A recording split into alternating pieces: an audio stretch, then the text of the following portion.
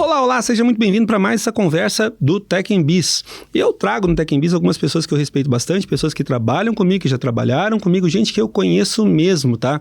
E que, cara, demonstra autoridade real. Autoridade, eu sempre digo, é construída por resultados na prática. Não autoridade teórica, você saber sobre alguma coisa não é você ter lido em algum lugar ou ter feito uma palestra sobre o tema, mas é ter colocado aquilo na prática, vivência prática.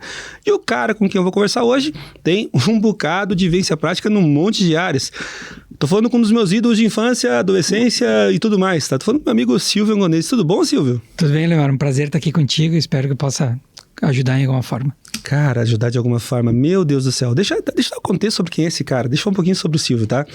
O Silvio, quando eu conheci o Silvio como professor Silvio. O professor Silvio era um dos mais temidos da universidade, falava sobre banco de dados. O pessoal dizia, geralmente em computação, né, Silvio, as pessoas ou desistem em algoritmos ou em cálculo. Mas teve uma galera que eventualmente também pensou em desistir, pelo menos, passando pelas mãos, pela orientação do professor Silvio, não é verdade? Sim, dei aula há muitos anos, 15 anos na universidade aqui em Caxias, no curso de ciência da computação, curso de engenharia também. Dava algumas disciplinas, entre elas a banco de dados, uma disciplina que eu adoro muito, é a área que eu gosto muito, né? E encontrava muitos talentos também, né, dentre os alunos ali que passaram durante esse período. É uma disciplina, acho que das mais importantes do curso, né? Que tem uma aplicação direta no mercado, na nossa atividade na área de desenvolvimento e também na área de ciência de dados. E por consequência também, né, exige a qualidade do ensino, a qualidade das ferramentas atuais que se utilizam naquela época, como bem hoje, né? E quais as tendências de futuro para essa área. E nesse sentido, né, a disciplina sempre exigiu bastante e os alunos respondiam muito também, porque tínhamos, além da parte teórica, do background que todos os professores, né, têm como objetivo fornecer aos alunos e gerar esse background, existiu sempre toda uma parte prática, a aplicação desses conhecimentos teóricos, né, em sala de aula, em laboratório, nos trabalhos. Isso sempre fez, né, com que os alunos conseguissem ter uma relação entre teoria e prática, e que isso é o que se aplica no mercado de trabalho. Então, por isso que de ser uma disciplina assim tão importante, acho, na grade do curso de Ciência da Computação. Perfeito. Conversar com o professor Silvio é interessante porque você acaba aprendendo um bocado de coisa. O Silvio tá aqui conversando, o Silvio tem alguns cacuetes, entre eles mexer com caneta, fica assim, pleque. Tudo bem, quem tá ouvindo acompanha, é um dos maus necessários, às vezes a gente tem que fazer concessão para ouvir quem vale a pena ser ouvido. O Silvio é uma dessas pessoas, cara. Então, Silvio, não te controla não, se precisar, eventualmente, com a caneta para frente, para trás, não tem problema nenhum. Cara, banco de dados é curioso, porque quando você fala em ciência da computação, acho que tem duas áreas, né, Silvio, que impulsionaram e continuam impulsionando o desenvolvimento da computação, né? O desenvolvimento da ciência como um todo. Um deles é compiladores, né? Porque você precisa cada vez mais algoritmos, métodos, estruturas mais performáticas para compilar. No passado você deixava um sistema compilando durante a noite. Hoje em dia, com as ideias modernas, você está compilando o código o tempo todo para poder fornecer insight para o desenvolvedor. A própria Microsoft fez lá o compilador do C# exatamente para poder integrar melhor com as ferramentas de desenvolvimento, tanto no Visual Studio e depois com o Visual Studio Code, mais um monte de ferramentas que cresceram a partir disso. E banco de dados nem se fala, né? Porque você fala sobre estruturas de dados, você fala sobre indexação, você fala sobre... cara, todo sistema, ou se você fala em line of business, todo sistema tem no seu coração a necessidade de armazenar dados, né? Armazenar, recuperar dados, eventualmente fazer pesquisa. E aí, cara, boas estruturas de dados são importantes também. E esse é o ponto, né? Então, você está trabalhando com um tema que, além de apaixonante pela demanda que tem, também tem um grande impulsionador do desenvolvimento da ciência. Eu acho que esse é um ponto interessante. Mas, Silvio, porque você não pensa, você que está acompanhando a gente, que o Silvio é só um cara da academia, um professor, né, com conhecimento lá na academia, você durante todo esse tempo, você conciliou a vida da academia com a vida empreendedora. Você tinha a sua empresa, tinha a sua empresa, depois você passou a trabalhar com a gente na Promob também, a gente foi colega durante um bom tempo. Como é que era essa coisa, Silvio, de conciliar a academia, né, que é um ambiente com rigor e tudo mais, com, eventualmente, a vida empreendedora, né, que é essa vida louca de matar um leão a cada dia, no Brasil, principalmente? Acho que elas se complementam, né, muito bem. Na empresa, a gente tem a vivência, as práticas, né, diárias de conseguir aplicar aquilo, os conhecimentos, entregar algo em formato de sistema. E muitas vezes, esse conhecimento, né, da prática das empresas na academia, ele é muito valioso. Porque o aluno que está ali em sala de aula, né, nos cursos técnicos, né, ciência da computação, ou as próprias engenharias, com que tem o viés da área de TI, valorizam muito, né, esse conhecimento prático e a aplicação prática daquilo que se estuda na academia. Então, acho que o melhor cenário ali para trazer para dentro das universidades são os professores que tem o conhecimento acadêmico, o conhecimento baseado nas boas práticas e no background acadêmico importantíssimo, mas que também consegue linkar isso com a utilização dele nas empresas. Então, se a gente for falar em banco de dados, eu posso estar desenvolvendo uma aplicação nova lá dentro da nossa empresa e eu preciso definir os repositórios de dados. Né? Eu posso pensar que eu vou utilizar o SQL Server, né, como o nosso repositório de dados, somente o SQL Server, mas lá na academia a gente vai ver que existem também outros tipos de banco de dados não relacionais que poderiam ser utilizados também naquela situação.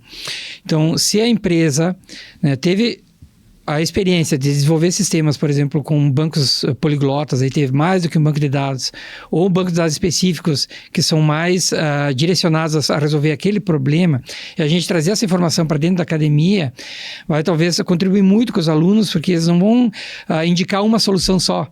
Para os diferentes problemas. A gente pode entender que para diferentes problemas a gente pode ter diferentes soluções. E não precisa ser necessariamente, falando só em banco de dados, não precisa ser lá um SQL Server ou um banco relacional, mas eu poderia estar usando 2 bancos. Um banco relacional para algumas coisas e um banco NoSQL para outra, né, para salvar meus documentos. Então, essa união entre a academia e a empresa, ela beneficia muito ambos os lados, né? A empresa por receber os conhecimentos atuais, receber o estado da arte da tecnologia em diversas áreas, não só banco de dados, e ao contrário também, então a academia receber as informações das boas práticas, daquilo que se utiliza realmente nas empresas, casos de sucesso e casos de fracasso, né, para justificar as escolhas.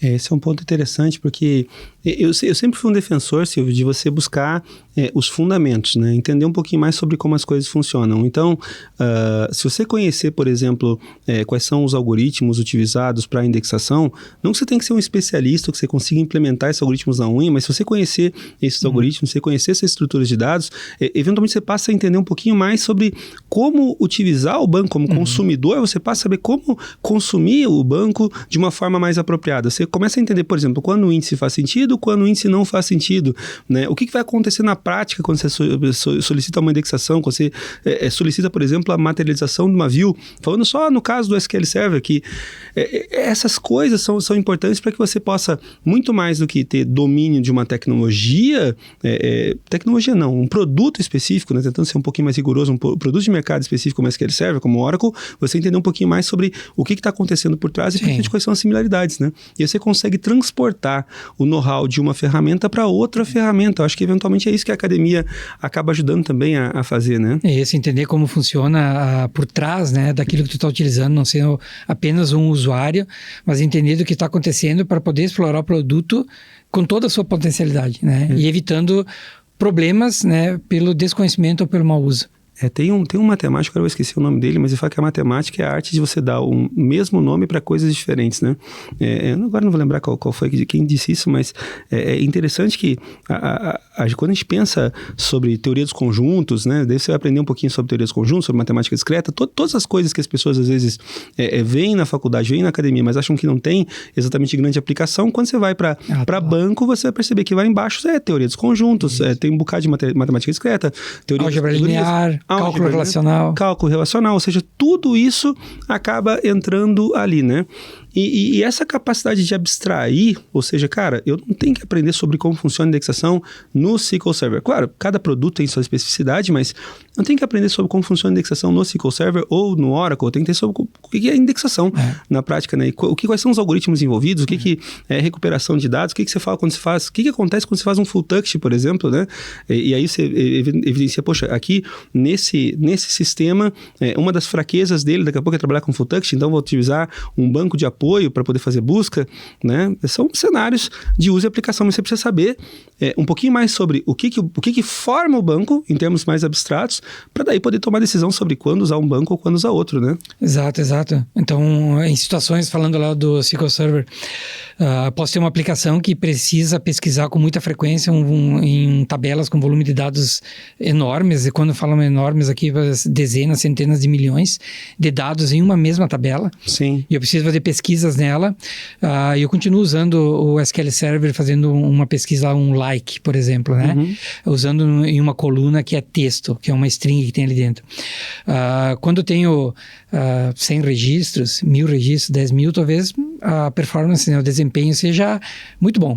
Porém, quando começa a escalar isso a milhões de dados ali dentro, eu posso perder, né, essa performance, esse desempenho. E aí o que eu vou fazer é criar alguns artifícios ali dentro desse próprio banco, porque eu não sei que exista, por exemplo, um Elasticsearch, né, que eu consiga criar índices, e dentro desse índice eu adicionar documentos que são a referência àqueles registros que estão lá no SQL Server, e nesses documentos eu consigo fazer o full text search, né? Com muito mais eficiência. Com muito mais eficiência em bases de dados gigantescas. Então aí eu estou saindo de uma aplicação que centraliza os dados em um só repositório de dados, no nosso exemplo SQL Server, que é ótimo, né? Que é um dos melhores, né, dos bancos de dados relacionais que você tem no mercado, para usar 2 bancos de dados, né? Um SQL Server relacional, né? E um Elasticsearch, só para fazer minhas queries e responder muito rapidamente, por exemplo, aplicar um filtro pelo nome da pessoa.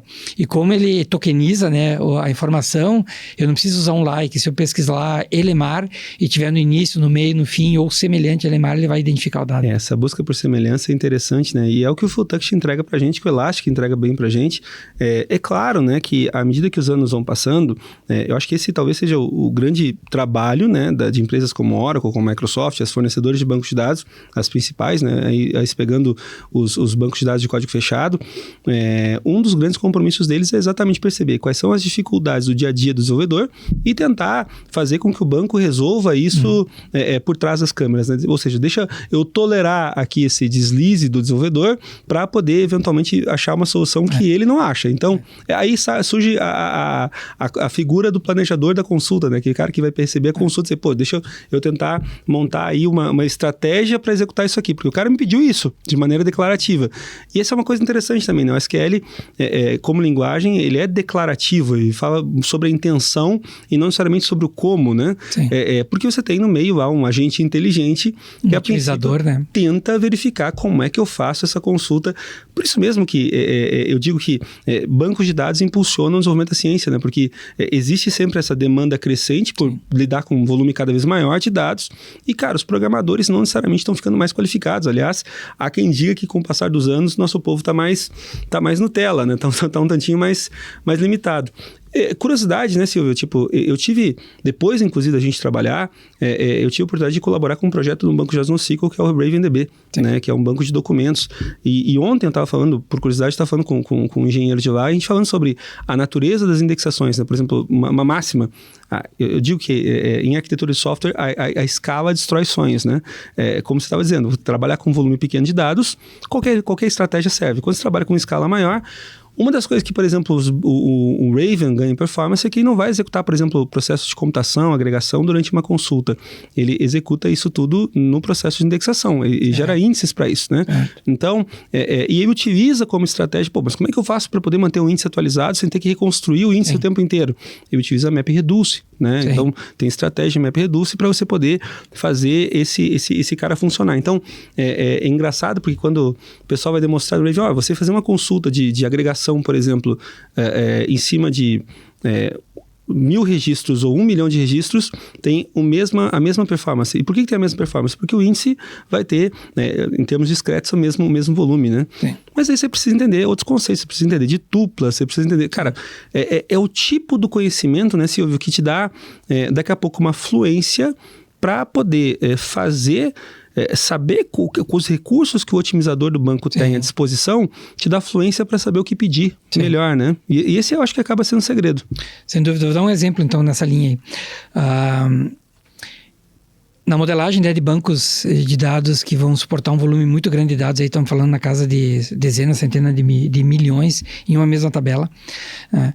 Muitas vezes, quando estás falando em ter em multi-tenants com multi-databases, né, algumas vezes se usa uma solução de chaves, né, usar os guides, né, os guides ali com um Global Identifier, que é uma excelente solução, né, porque ele nunca vai se repetir nos meus multi-tenants ali, né, porque eu tenho vários bancos de dados e essa tabela está a mesma tabela praticamente, né, em vários bancos. Em algum momento eu vou precisar juntar essa informação e tratar ela em um dataset só.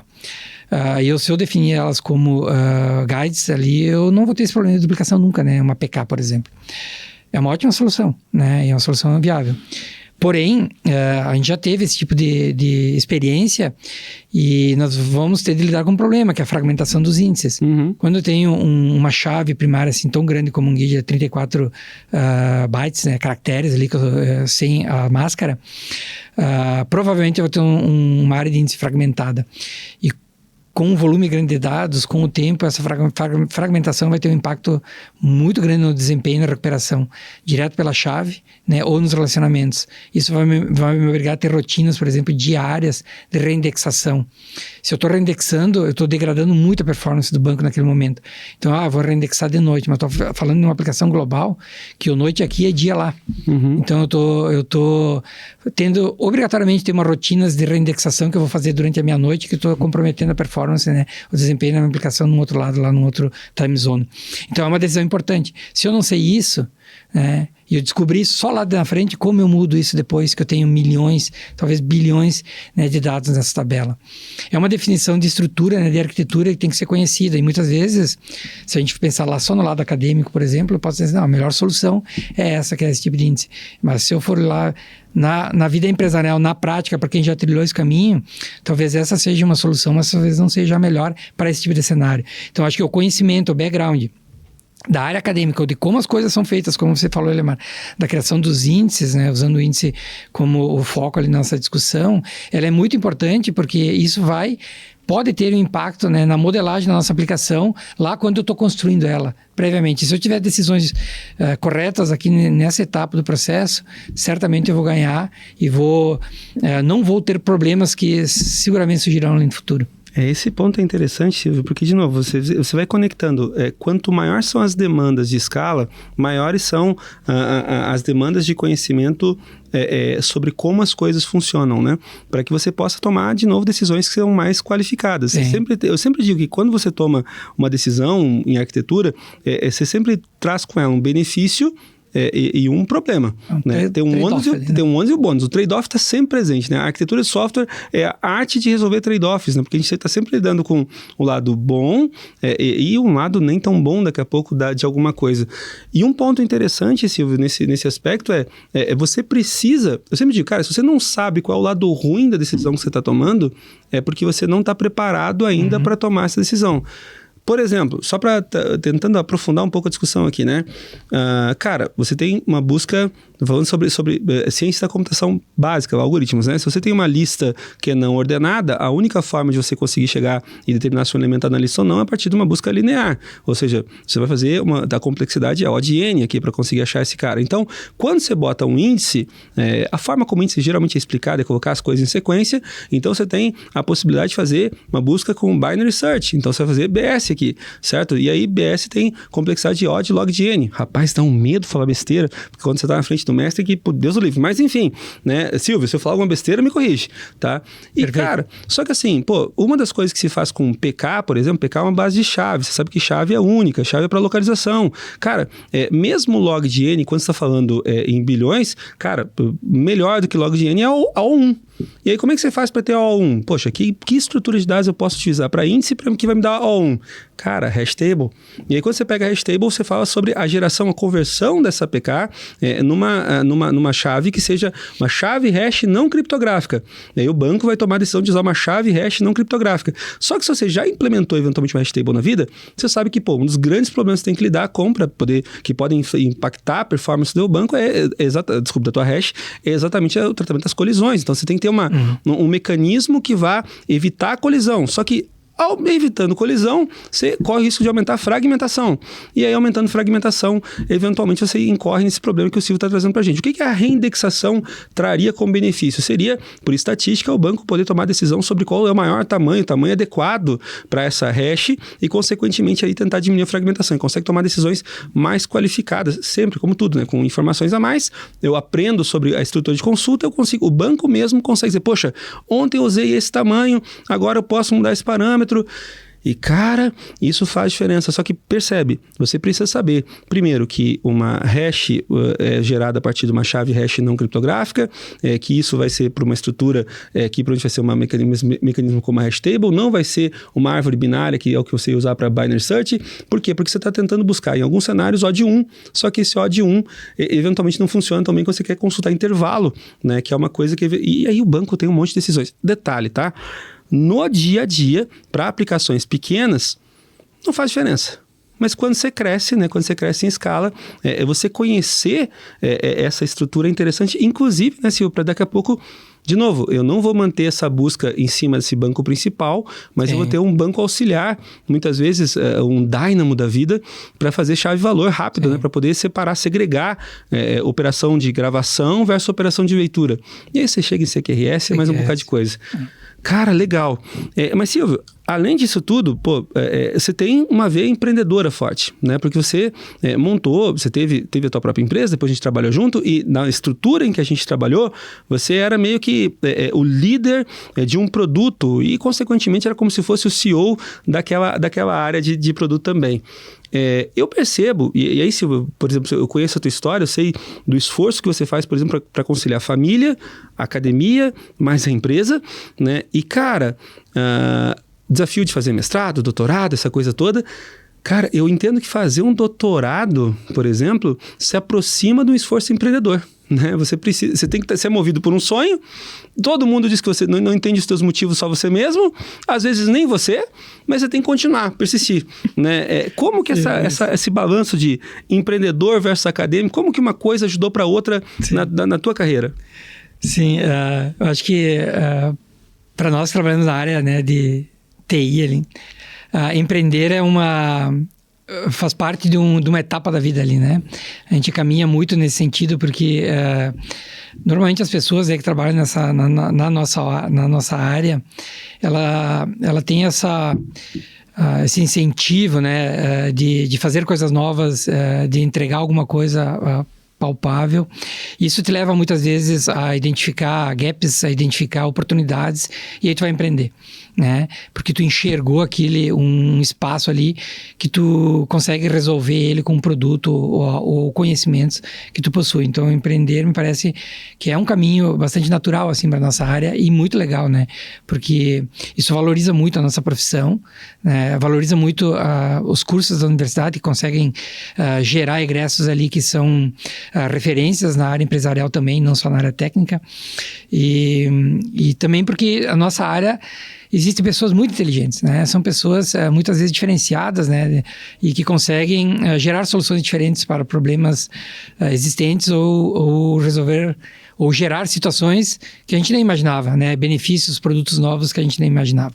Então, acho que empreender é um resultado ali de uma trajetória dentro da nossa área. Compatibilizar isso com a vida acadêmica, ela exige esforço, né? Porque a melhor parte, acho, de ser professor é a sala de aula. É tu estar lá dentro da sala de aula naquelas 2 horas, né? 3 horas. E porque se aprende muito, né? Se ensina, mas se aprende. Acho que a gente aprende mais do que ensina. Né? Isso é muito legal, porque a inteligência da multidão é superior à inteligência individual. Então, muitas vezes tu pode pegar a pessoa mais inteligente aqui e ela dá um insight e tu fizer uma consulta a uma multidão e cada um individualmente tiver seus insights, o somatório daqueles insights provavelmente vai ser melhor do que esse do individual. Então, em uma sala de aula é assim, tu tem ali 30, 20, 30, 40 alunos, né? E o conjunto das ideias, das informações que surgem ali, elas fazem com que não só o professor como o grupo aprenda muito. E isso é uma parte mais legal, né? né? Essa troca de informação que tem em sala de aula, e eu acredito que seja o grande motivador da maioria dos professores, né? Conciliar com... Até porque salário, ficar rico, não é exatamente a expectativa. Se você quer ser professor e ficar rico, é difícil, Talvez né? não seja o caminho, né? Só se você quiser escrever um livro, virar um Clóvis de Barros, virar esse povo aí, senão sala de aula não vai ser o caminho para ganhar dinheiro infinito, né? E mesmo porque os professores, a grande maioria, são muito bons, né? A experiência que a gente tem com os professores de universidades, professores universitários ali, são muito bons. Mas tem uns bem ruinzinhos também, né? Tem. Mas eu digo assim, são exceções. Você vê o copo cheio. São exceções, mas vamos ver a parte boa. Aprendi muito com professores assim que são espetaculares, né? Referências nas áreas deles, professores que têm uma visão diferente, né? Um pouco mais à frente daquela que normalmente a gente enxerga, que consegue identificar e resolver problemas até então, muitas vezes fora da sua área de domínio, e conseguem entender o problema e gerar uma solução muito rapidamente. Isso mostra uma inteligência muito grande. Então, existem nossas referências, né, na academia em relação a isso, e sempre me deixa muito orgulhoso, assim, de ter participado, né, em um momento da minha vida. Eu dei aula na universidade por 15 anos, né? E foi um período muito legal. Conheci pessoas muito boas, né? Professores e alunos também. Alunos que hoje são ótimas referências técnicas, líderes técnicos, empreendedores, né? Pessoas muito boas tecnicamente, e professores também muito bons.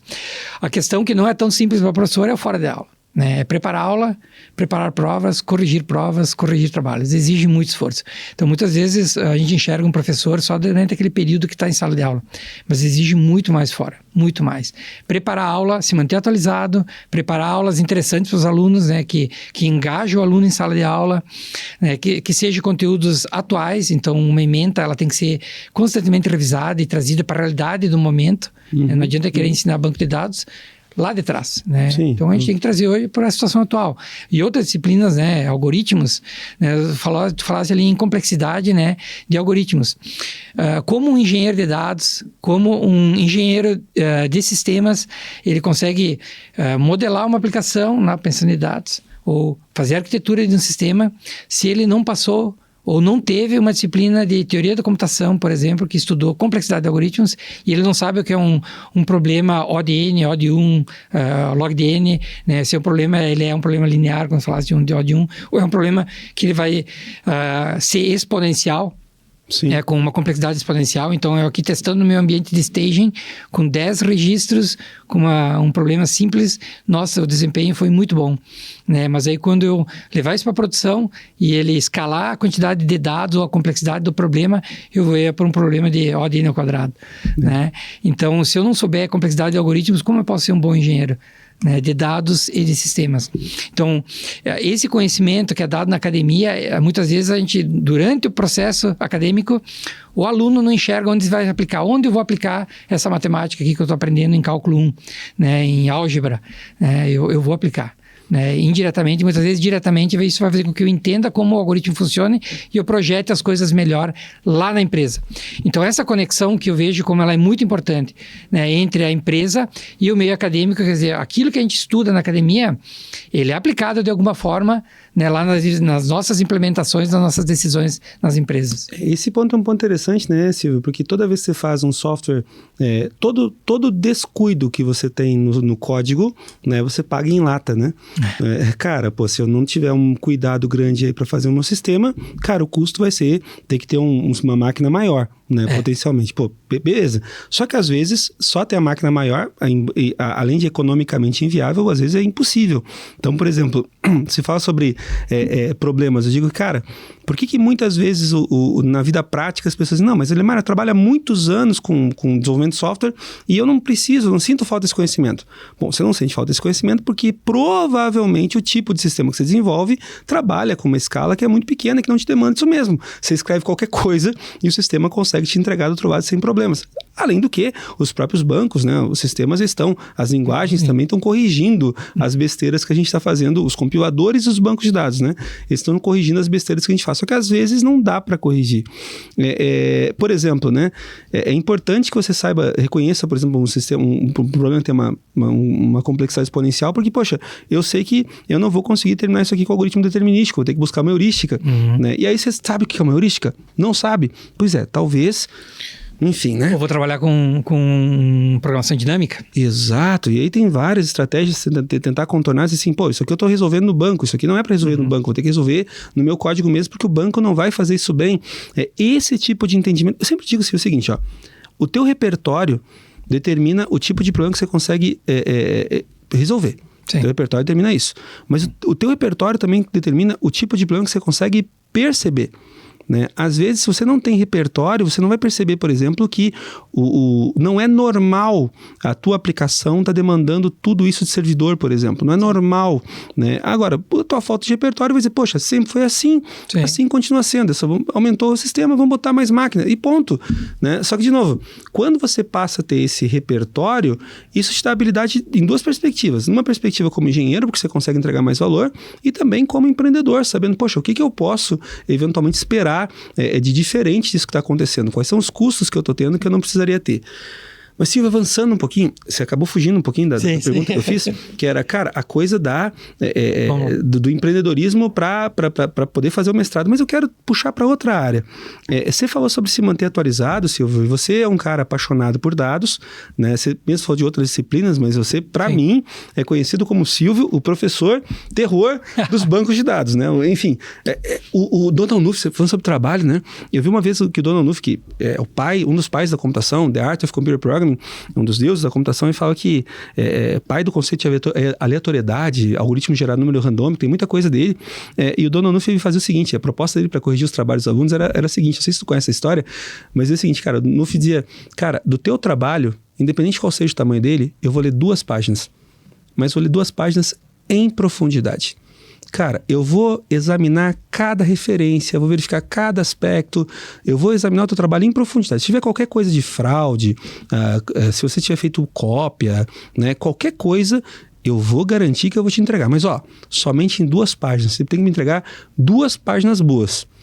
Mas, tem um detalhe, eu não te conto quais vão ser as 2 páginas que eu vou olhar. Eu vou escolher... Aleatoriamente. Então, né, agora, eu só vou olhar 2 páginas, tá? Mas vou olhar em profundidade. Então, porque o Knuth dizia, cara, não adianta eu olhar... Eu sei, por exemplo, você é um cara exigente, então uma das coisas que te demandam é, poxa, eu vou ler o trabalho inteiro, eu vou olhar, se o aluno se prestou a escrever, eu vou me prestar a ler, né? E aí, poxa, quando você tem muitos alunos, tudo isso fica difícil. Quando você tem, eventualmente, um Silvio como orientador, é um privilégio ter você como orientador, porque você é um cara criterioso. Mas se você tem muitos orientandos, por exemplo, isso vira um problema. Mas, Silvio, migrando um pouquinho de conversa, né, e tentando ir para outro lado, cara, você falou sobre se manter atualizado. E banco de dados não se resume mais a banco de dados, né? Você fala sobre, hoje, ciência de dados, você fala sobre redes neurais, você está falando sobre, poxa, as famosas LLMs agora também, inteligência artificial. Cara, se antes dados era o novo petróleo, né? Agora nem sei mais como definir. Eu digo, se transformação digital é pavimentada de alguma coisa, é pavimentada com dados. Né?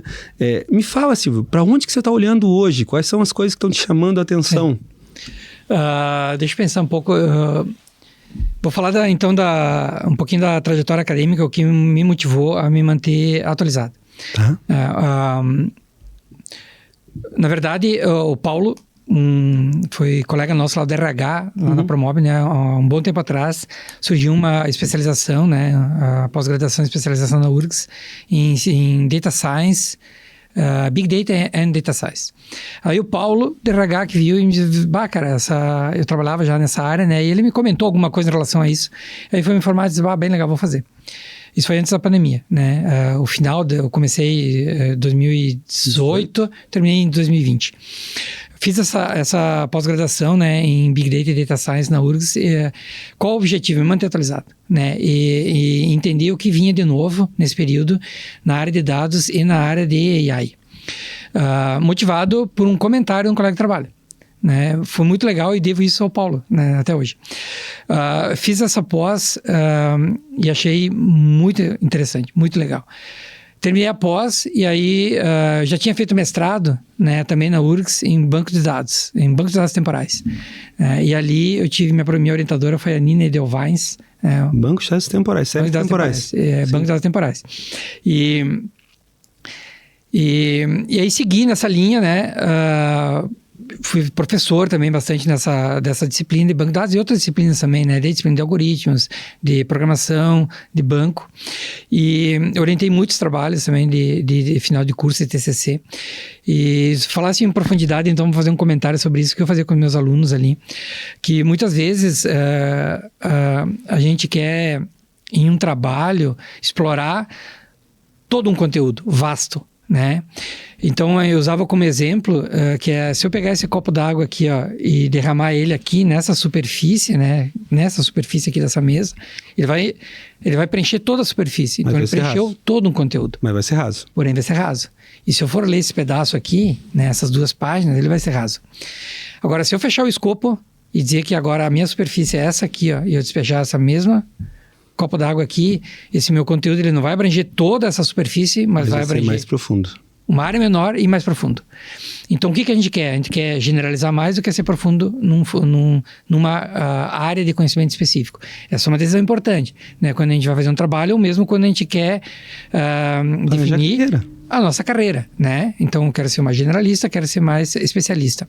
Então, é uma decisão importante, né? Que a gente tem que tomar um cuidado, porque a gente tende a ser muito mais generalista, querer saber tudo e conhecer tudo, mas sem tanta profundidade. Então, é uma decisão importante que a gente tem que ter, tanto na vida profissional como nos trabalhos nossos da academia, né?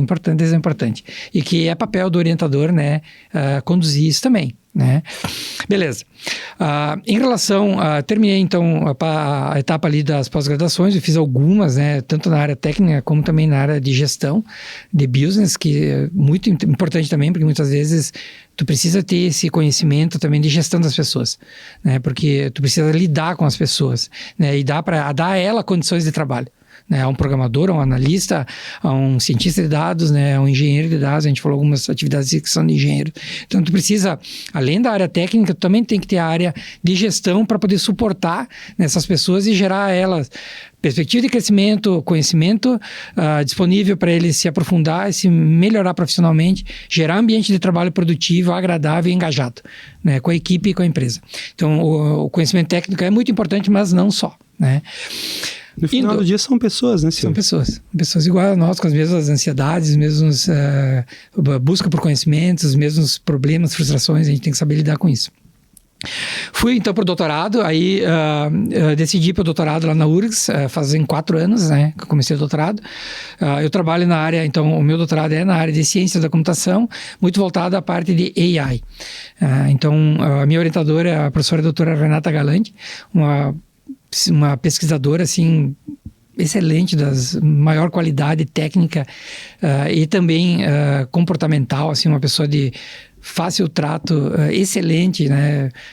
Excelente profissional. Fica aí a convite para a professora. Se quiser vir conversar com a gente, fica aí o convite. Silvio, faz a ponte. Ela, vou fazer.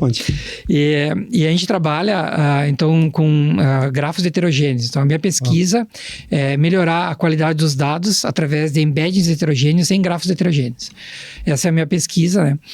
Venho trabalhando, então, nela já há um bom tempo junto com a professora. Já preenchi os requisitos, né, do doutorado em relação às proficiências de língua estrangeira, disciplinas e outras etapas. Estou na etapa de publicação, né, dos trabalhos. Eu publiquei alguns artigos e tenho alguns aí para apresentar, né, agora nos próximos meses, até novembro, em conferências, né. Então, o paper é aquilo que você falou, Elemar. Então, escrever um paper, primeiro tem um limite, né, de páginas. Então, um long paper, eu vou ter ali 12 páginas para escrever. Então, eu tenho que transmitir o meu recado em 12 páginas. Né?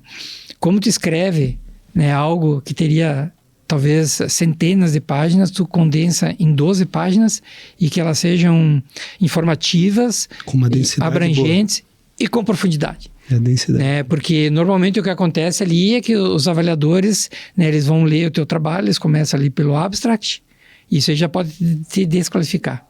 Né? Então, se tu já não conseguir transmitir a ideia ali em 12 linhas, 10 linhas, que é o abstract, muitas vezes tu já é desclassificado aí, vai ler a introdução, que vai te desclassificar também se não tiver escrito corretamente e não já tiver uma densidade do teu trabalho suficiente para que ele desperte o interesse e esteja correto, com referências atuais, né, e com trabalhos de estado da arte. Então, escrever um paper hoje tu, além de ter domínio da área de pesquisa que tu conseguir escrever com densidade, né, com profundidade, com qualidade, sendo uma referência aos trabalhos de estado da arte e posicionando o que tu está entregando, né, com a tua pesquisa. E isso a gente aprende escrevendo. Não é fácil escrever um paper, né? A gente, cada paper que é aceito numa conferência, a gente celebra muito, né? Os professores celebram muito, o aluno muito, porque é uma conquista, assim. Então, a maioria deles são revisões às cegas, né? Então, o paper ele não leva o nome da instituição, não leva o nome dos autores. Até para não ser viciado, né? Exato, para não ter um viés. Sabe que vez ou outra, né, acontece uma coisinha, mas enfim. E os avaliadores ali também, eles, tu não sabe quem são os avaliadores e que instituições são sorteados. E eles, lendo o teu paper, eles têm que dizer, o paper é legal, independente da instituição que tu é, do autor que tu é, se tu é um autor lá renomado, referência, ou tu é um aluno, né? Sim. Um simples aluno que está começando a carreira ali de pesquisador. Então, são normalmente 2, 3 professores, pesquisadores que vão avaliar esse teu trabalho. E quando tu é aceito, nossa, festeja muito. Pela dificuldade que é de aprovar. Então, em alguns dessas conferências, a taxa de aprovação é 17%, 18%, 19%. Então, aí são centenas de papers que são submetidos e 1 dezena, 2 dezenas de papers aceitos. Então, a gente celebra muito isso, porque é uma conquista do professor pesquisador e do aluno pesquisador ali de mestrado e doutorado. Então, é muito legal isso, né? E isso faz com que a gente, no meio acadêmico, a gente evolua muito, porque a gente traz todo aquele background que vem lá da área profissional, né, das empresas, para o estado da arte da tua pesquisa e tenta juntar isso. Né, que é o que eu tento fazer na minha pesquisa, que é em cima de grafos heterogêneos conseguir melhorar a qualidade do dado a partir de embeddings, né, que o embedding ali pode ser um text features, pode ser uma imagem, aí se for texto eu vou usar algoritmos de machine learning, se for imagem eu vou usar algoritmos de deep learning, né, ou como eu posso ter dentro de um nodo um subgrafo.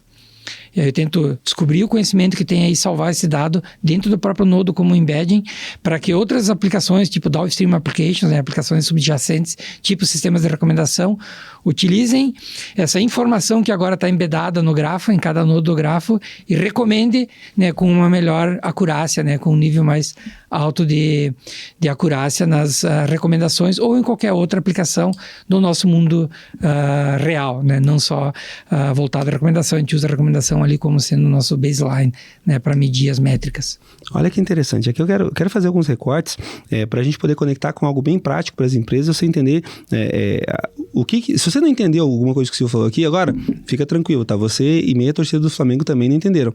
E é normal. O Silvio começou brilhantemente explicando, poxa, se eu estou tratando de um escopo pequeno, então, consequentemente, eu me exijo aqui uma profundidade maior. Eu tenho um espaço de profundidade maior, senão você é mais generalista.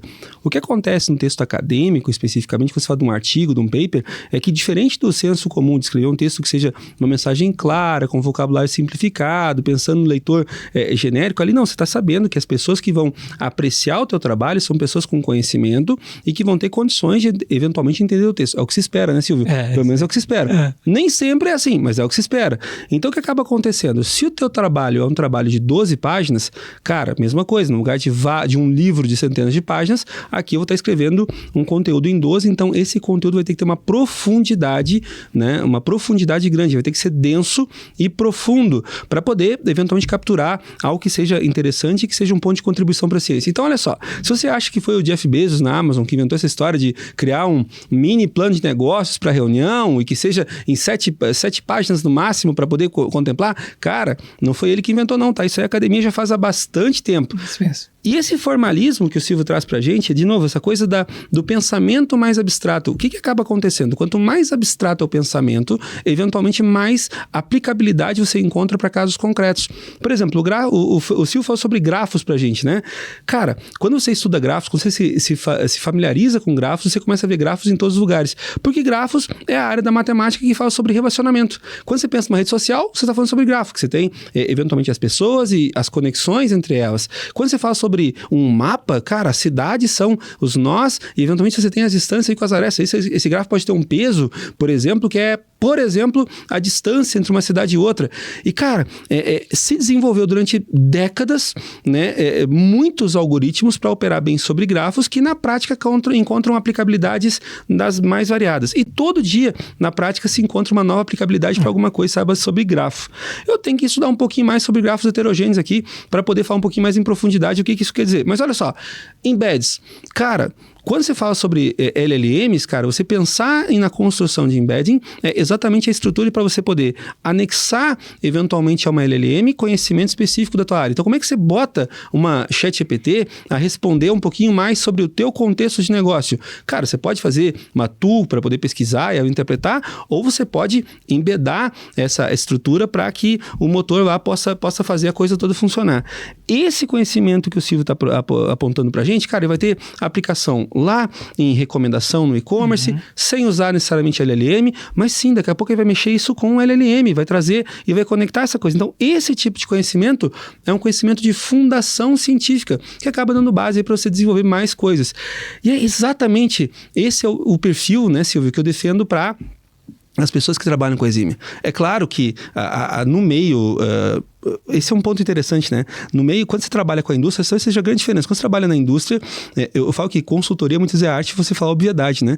Então a gente tem que pegar, às vezes, um conceito que já é não denso, não profundo e tornar ele ainda mais superficial para fazer ficar compreensível. Então a tua apresentação é uma apresentação, diferente de um paper acadêmico, uma apresentação é feita para ser entendida, né? O paper é feito para ser denso, para ser profundo, para levar conteúdo, levar conhecimento. Ele não vai ser bom por estar escrito da forma mais interessante. Nossa, que paper agradável de ler. Há muitos papers, cara, se pegar o paper do Turing, por exemplo, não é exatamente um paper agradável de ler. O Turing ainda bota a palavra em alemão no meio da brincadeira. Aliás, o título do trabalho do Turing tem alemão. Cara, não é agradável para ler, mas eventualmente é preciso, é denso. Por que o matemático, por que o pessoal de computação usa tanto aquela coisa da notação matemática? Porque, bicho, ali eu tô encontrando... Você acha que inglês é a língua universal? Nada, cara. Notação matemática é a língua universal. Se você vai para qualquer academia do mundo e você for pro quadro e escrever um algoritmo, se você escrever um algoritmo teu em C#, em C, você deve fazer uma implementação, talvez o professor não te entenda. Um professor de matemática, talvez não te entenda. Mas se você conseguir escrever isso em termos de notação, ali você vai ser entendido. E mais, com rigor. Ponto interessante, né, Silvio? Sim, acho que perfeito a análise, Elemar, e acho que bem coerente com a situação atual da tecnologia. Então, se tu programa ali em Python, por exemplo, tu usa lá o Scikit-Learn, tu vai acessa uma biblioteca específica lá do Scikit-Learn e vai usar um modelo específico. Tu vai ver que lá no final ele faz referência ao paper que fundamentou a implementação daquele algoritmo e que ele foi definido formalmente, matematicamente. Então, ele está comprovado o funcionamento dele matematicamente. Se tu abrir o paper lá, vai ter alguma seção dentro do paper que ele vai estar formalizado matematicamente como se calcula ali, sei lá, a proximidade de 2 nodos, por exemplo, né? Então, a definição, ela é formal e ela é acadêmica. Então, a maioria muitas vezes diz, nossa, mas a academia está tão longe da indústria, né? Precisaria se aproximar tanto. Nada. Será? Né? Porque a maioria das grandes invenções, né, dos grandes produtos que a gente tem hoje, a origem dele é acadêmico. Ele veio de um paper. Vamos usar um exemplo ali, tu falaste dos LLMs, né, o ChatGPT. Ele é implementado baseado em Transformers, né?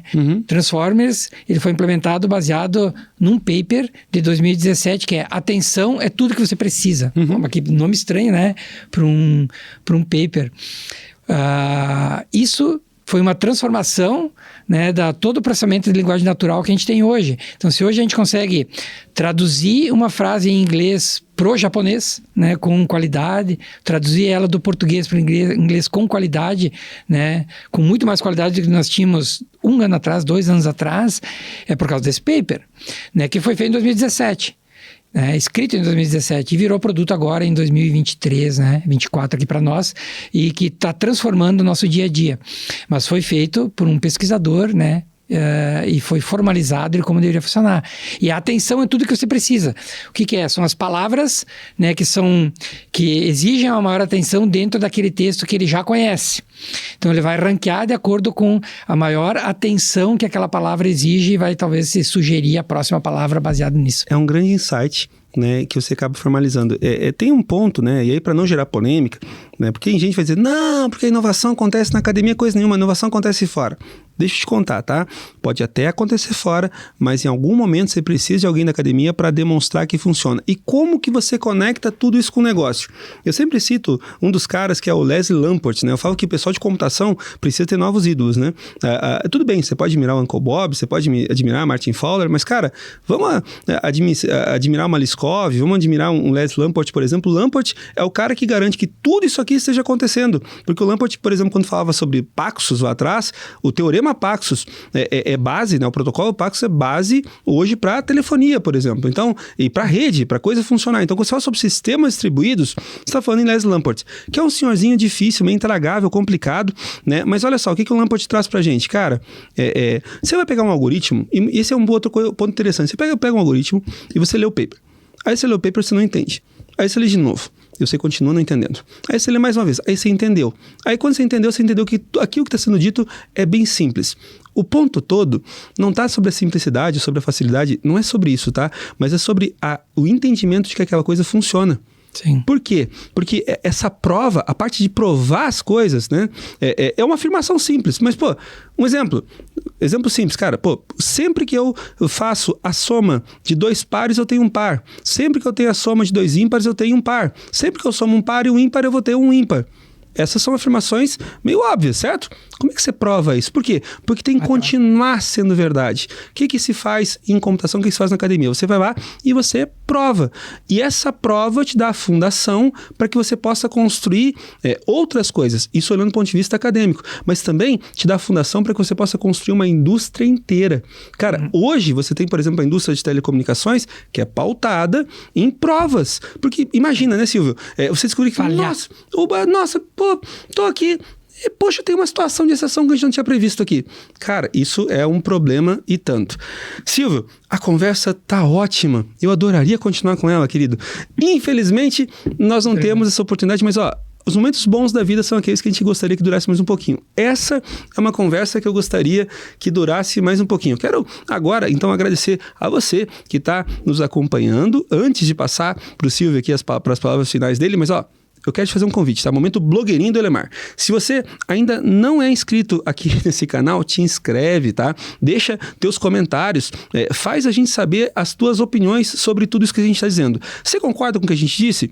Deixa dito isso aqui embaixo. Você não concorda com o que a gente disse? Não tem problema, a gente concorda em discordar. Vai ser um prazer ignorar a tua opinião. Imagina, vai ser um prazer conhecer o teu pensamento. Tem que ser politicamente correto hoje em dia, né, Silvio? Mas vamos construir junto, tá? Porque dessa forma a gente precisa entender mais sobre essa conexão entre tecnologia e negócios, sobre academia e mercado. Essa dicotomia que a gente acha que existe, não existe de fato, tá? Na verdade as coisas são muito mais próximas e, cara, de novo, é o teu repertório que vai determinar o tipo de problema que você resolve, primeiro, mas principalmente o tipo de problema que você percebe.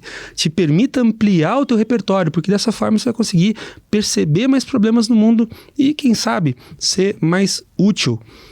Pois é, peguei pesado, mas eu acho que essa é a referência. Silvio, tuas palavras finais e, antes de mais nada, muito obrigado pela tua presença mais uma vez, cara. Foi um prazer conversar contigo. Te agradeço, Elemar, pelo convite, né, a oportunidade de conversar um pouco. Fiquei muito feliz em participar e a conversa foi muito, muito bacana, né, muito fluida. E sempre tem um aprendizado que vem junto, né? Então, muito legal, muito obrigado, fico muito feliz. E acho que para finalizar, assim, vamos nos manter atualizados sempre. Não podemos ser donos da verdade e a verdade muda. E tentar ser sempre resiliente, né? Para aguentar as pancadas que a gente recebe todo dia, tanto na vida acadêmica quanto na vida empresarial, para a gente crescer, aprender e melhorar como pessoa e como profissional. Assim, eu ouvi dizer que você deve ser grato, assim, menção, né? Você tem que ser grato a todas as tribulações, porque delas você desenvolve a paciência, com a paciência vem a experiência, e com a experiência evolui a esperança. É isso aí. Né? A diferença entre esperança e desespero está no horizonte e na bagagem que você carrega com você. É isso aí. Muito obrigado, Silvio. Até a próxima, pessoal. Valeu. Abraço. Até mais.